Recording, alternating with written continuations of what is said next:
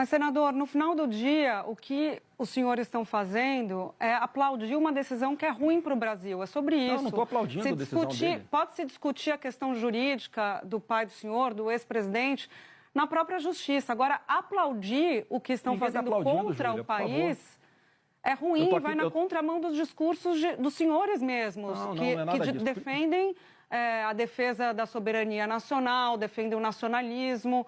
Quer dizer, tem uma incoerência e parece que para beneficiar um grupo, que se taxa um país todo. Não e que o nada Brasil disso, pague Júlia. por Não. isso, né? É bom que você me dê a oportunidade de desfazer essa percepção equivocada. Ninguém está feliz com o que está acontecendo com o Brasil, não. Eu estou aqui angustiado, estou preocupadíssimo. E eu estou mais preocupado ainda porque o presidente é o Lula. É uma pessoa que não tem o menor respeito, nem capacidade, estatura moral para negociar com o Trump, ainda mais o perfil do Trump que todos nós conhecemos, que é um perfil bastante agressivo em suas negociações. O que a gente está defendendo aqui é o retorno da normalidade no nosso país, é o retorno da liberdade no nosso país, que não haja censura em redes sociais, é a soltura de presos inocentes, é uma série de coisas, como eu falei, que não começaram de ontem para hoje.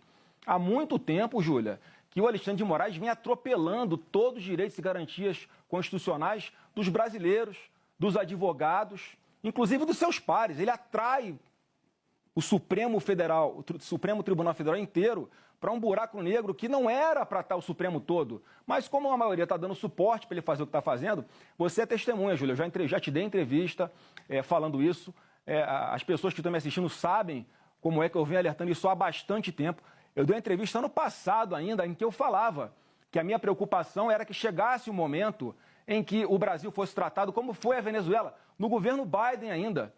Porque lá não houve eleições limpas, porque o Maduro tirou a Maria Corina Machado na mão grande da disputa presidencial.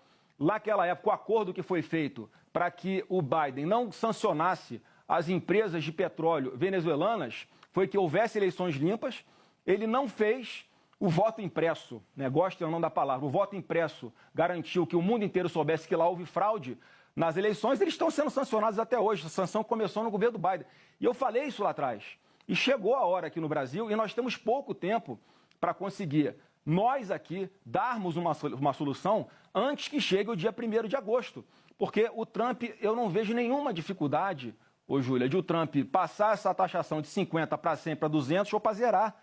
Ou para botar 200 mais a lei Magnitsky, que vai punir pessoas individualmente aqui no Brasil, Senador, que na cabeça dele possam estar tentando contra a democracia no nosso país. E qual que é a minha grande preocupação, qual é o grande problema que eu vejo nisso tudo? Que o Brasil, no fim das contas, não vai ter condições de negociar. É o que o Otávio estava me perguntando, Otávio. Mas aí o senhor está justificando, Estou justificando, mas é a realidade. Tem que ficar na realidade, Camargo, do jeito que ela é. A interferência de um outro país num poder aqui do país com retaliação. Eu estou encarando a realidade, Camarote. A realidade hoje é a seguinte, isso me preocupa demais. A realidade hoje é a seguinte, o Brasil vai sentar como para negociar com alguém que está disposto a fazer qualquer coisa e que ele não tem preocupação de sanções por parte do Brasil, porque não vai afetar o país dele. Essa é a minha preocupação. Hoje nós estamos vivendo o dia do luto.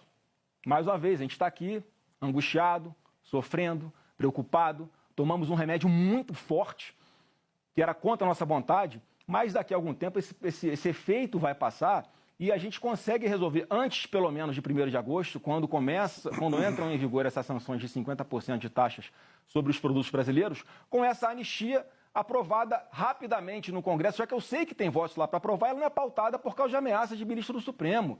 A gente não pode fingir que a nossa democracia está normal. Então não é, Júlia, respondendo a sua pergunta inicial também. Então vocês estão defendendo, vocês estão aceitando o Brasil se sucumbir à ameaça que Trump está fazendo ao país. Esse é o ponto, Júlia. Assim, se derem anistia, tudo bem. Então, a gente tira os 50% de taxação.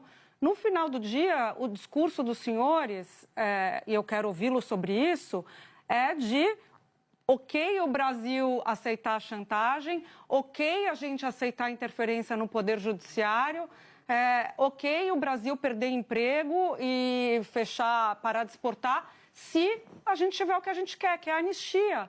Quer dizer, de novo, a gente volta para a mesma discussão. É a defesa de um interesse de um grupo político em troca do interesse maior do Brasil. Ô, Júlio, eu vou tentar ser mais claro. Você sabe o que é um contrato de adesão?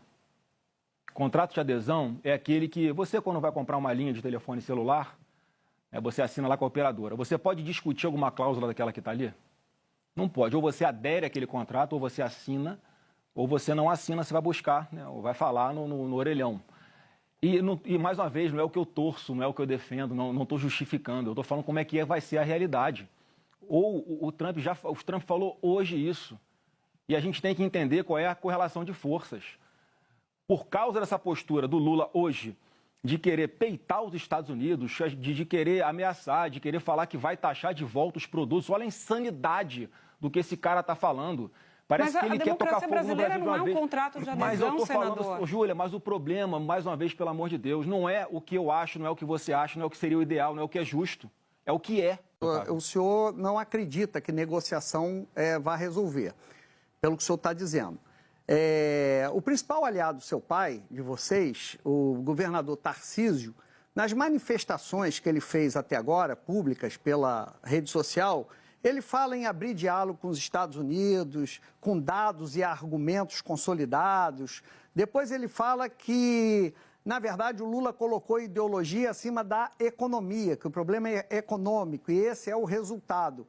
Por que o Tarcísio não está fazendo o discurso que o senhor está fazendo? Big Techs, anistia, etc, etc. Olha, Otávio, eu tenho que perguntar para ele. Eu vi hoje que ele fez um movimento de conversar com o encarregado de negócios dos Estados Unidos. Eu não sei o que é que ele tratou lá. Agora, eu estou dando uma entrevista aqui.